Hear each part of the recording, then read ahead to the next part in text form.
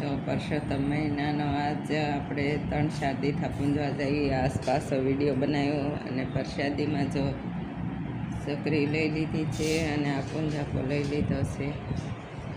તો હાલો my YouTube family, મારા નવા બ્લોગમાં તમારું સ્વાગત છે. હર હર મહાદેવ, જય દેવભૂમિ દ્વારકા. તો આપણે જો પૂજા કરવા જવાના છીએ. હાલે ફેને લાથી લે તો બટ આખો આવે ભગવાન આવે ને ઈ આવે ગોપી રજની ગોપી ગોર પૂજવાને ચાલી ચાલી જમનાજીને આવે ગોર પૂજે છે ગોપી પીલ ગુલાલ ને પુષ્પ ચડાવું સુંદરની સાડી પહેરાવું રે ગોર પૂજે છે ગોપી એક એક ગોપીને એક એક કાન રાસ રમે ભગવાન રે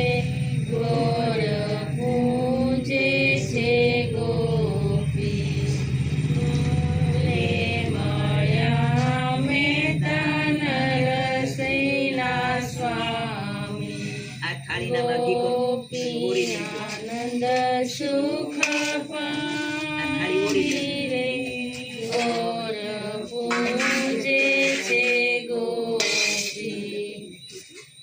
તેને પૂજા કરી નાખી ને જો ચાંદલો કરી બે ગયો. હા એને કરી તેને લાવે નહીં ભાગે જલ્દી કરી લો. હાલો પૂજા કરવી હોય કંકુ ચોખાથી છે પાછા પરસોત્તમ એને પડવા ચારવાલા. હા જો આવા ભાઈ કોને હોય બા વિષ્ણુ ભગવાનનો અવતાર છે. હા કોઈ દી નથી કરતા હો. મમ્મી અરુબેન હું કોઈ દિવસ નથી કરતા. સાથીઓ કરાય એમને અંદર રાખતા હશે. એવું છે. બપોરે પણ તડકો ના હોય ત્યારે અંદર રાત્રે. પાણીમાં ન રે ના ના પાણીનો આજે ખાવાનું હોય ત્યારે પાણીનો નથી, દૂધનો છે. આ કોની ડીશ છે? આ વેફર વાળી કોની ડીશ છે? મારે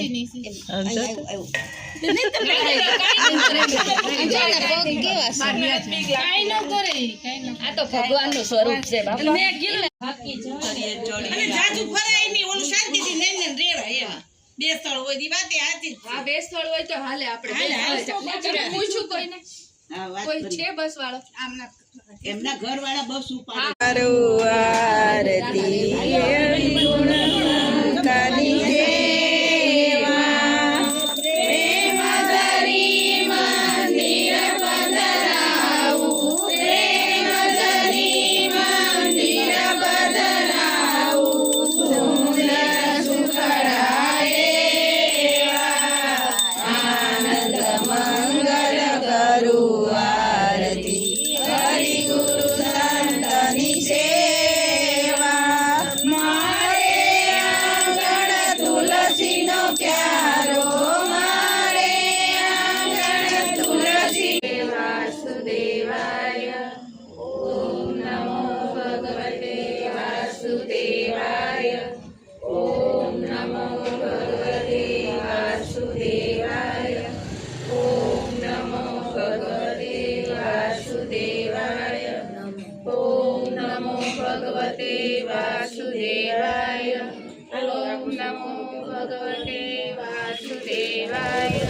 ત્યારે રાજા કહેવા લાગ્યો, આ તો માન્યમાં ન આવે એવી વાત છે. બધાને ચાર હાથ ક્યાંથી થાય, જરૂર વાતમાં ભેદ છે. ત્યારે એ બ્રાહ્મણ કહેવા લાગ્યો કે થોડા દિવસ પહેલાની વાત છે. હું આ રસ્તેથી પસાર થતો તો સામે દેખાતા તળાવની પાળ પર મેં એક 4 હાથવાળા ગોવાળને બેઠેલો જોયો. પહેલા તો હું ડરી ગયો, પછી હિંમત કરી એની પાસે ગયો. એના 4 હાથ વિશે પૂછ્યું તો એ ગોવાળે મને કહ્યું કે હે ભૂદેવ, સામે આંબાની જે ઘેરી ઘટા દેખાય છે એની પાછળ કનકનો પહાડ છે. હું એકવાર ફરતો ફરતો ત્યાં ગયો, ત્યાં મેં તારા જેવા એક ગોવાળને જોયો, પણ એને 4 હાથ હતા. હું શક્તિ નજરે એને તાકી રહ્યો અને ત્યારે એ મારી પાસે આવીને મારો હાથ પકડીને બોલ્યો કે ચાલ મારી સાથે, મારી જેમ તું પણ 4 હાથ વાળો થઈ જાય.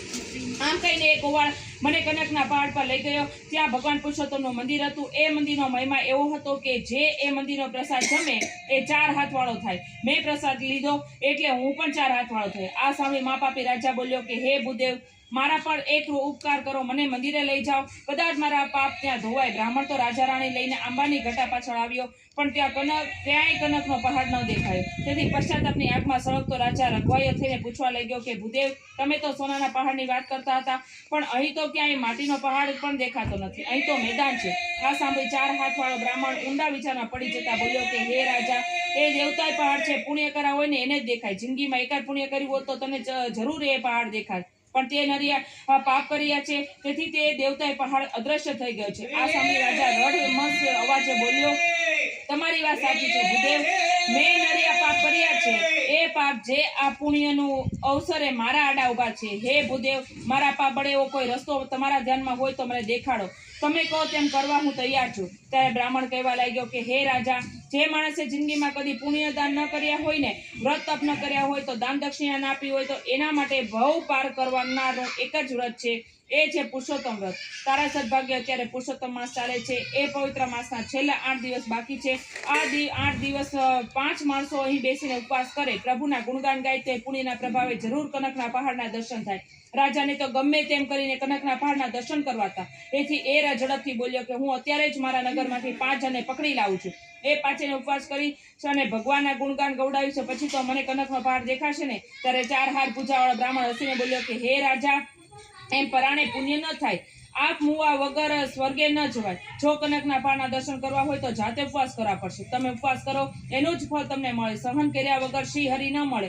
પીડા ભોગવ્યા વગર પરમાત્માના દર્શન ન થાય. પણ ભૂદેવ, તમે તો 5 જણની વાત કરો છો, બીજા 4 ને હું ક્યાંથી લાવું? ત્યારે બ્રાહ્મણે રસ્તો દેખાડ્યો કે હે રાજા, અબગડી નગરમાં જા અને પ્રધાનને તથા નગર શેઠને બોલાવી લાવ. 3જો તું, 4થી તારી રાણી ને 5મો હું. આપણે 5 અહીં બેસીને 8 ઉપવાસ કરીશું. પ્રભુ પુરુષોત્તમના ભક્તિ ભજન કરશું. એ ઉપવાસના પુણ્ય ફળે સોનાના પહાડના દર્શન થશે અને ભગવાન પુરુષોત્તમનો પ્રસાદ આરોગવા મળશે. રાજા તો તરત નગરમાં ગયો અને પ્રધાન અને નગર શેઠને સાથે લઈને વાયુ વેગે પાછો ફર્યો. 5 જણા સ્નાન કરીને ઉપવાસમાં બેઠા.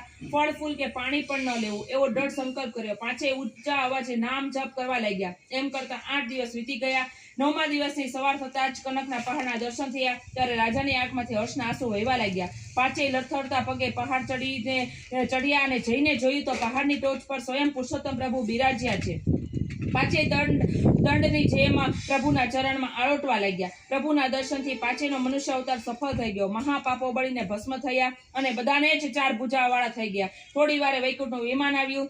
5 લખ 84 માંથી છૂટીને હંમેશા માટે વૈકુંઠ પામ્યા. હરિ કૃપા થયા વિના હલેના ઝાડને પાન. ઈશ્વર કૃપા થકી મળે ખાવા ખીરને ધાન. હે પુરુષોત્તમ પ્રભુ, તમે મહાપાતકી રાજાના સર્વ પાપને પળમાં બાળીને ભસ્મ કર્યા. તમે તમારું વ્રત કરનાર સર્વ કોઈ પર કૃપા કરજો.